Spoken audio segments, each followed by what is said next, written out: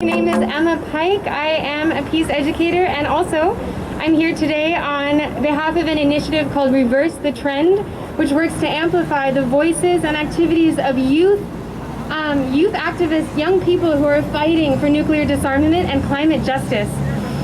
And recently, I was on social media, as many of us are these days, and I saw someone post this very famous quote by a previous US President, John F. Kennedy, and it goes, "Ask not what your country can do for you, ask what you can do for your country." Yes. And those are beautiful words, but I think actually today we need to be asking also what our country can do for us.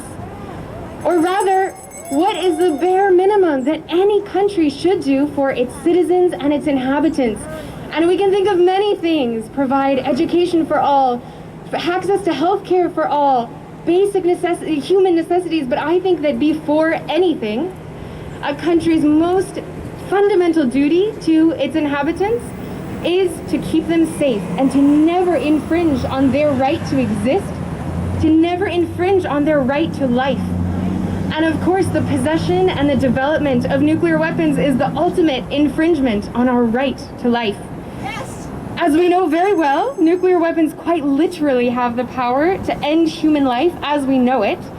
But a revelation for me was actually that nuclear weapons don't just have the potential to wipe out human life and life on Earth as we know it. In this country, as some of the speakers before me have alluded to, nukes are actually killing people every day. And I'll tell you what I mean. In 2020, in the first year of this now 2-year-long pandemic, the United States spent $37.4 billion on nuclear weapons in 1 year. That's $37.4 billion of taxpayer money. In a year when literally hundreds of thousands of people were dying from COVID-19, not to mention any other possibly preventable cause of death or human suffering that you could name, the United States government decided that it was more important to spend $37.4 billion on weapons of mass destruction than it was to spend that money on saving and improving the lives of its citizens and its inhabitants, its people. I think any person would agree that this is unacceptable. So nukes don't just threaten our lives, they actually directly affect our lives every single day. I know this is a grim picture to paint, but the fantastic news is that exactly 1 year ago, the Treaty on the Prohibition of Nuclear Weapons entered into force, and nuclear weapons became illegal under international law.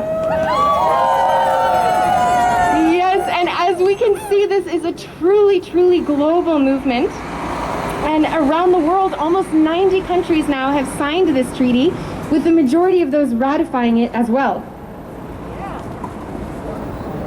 And overwhelmingly, it's the people.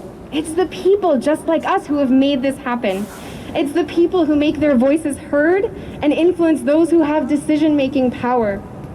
And if there's one thing that New Yorkers have taught me, it is that New Yorkers are experts at making themselves heard.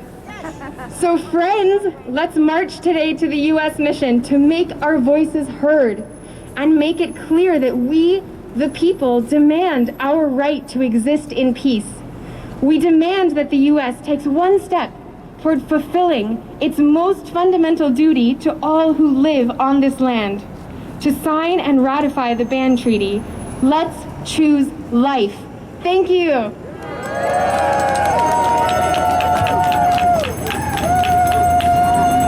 Okay, we have a special speaker today.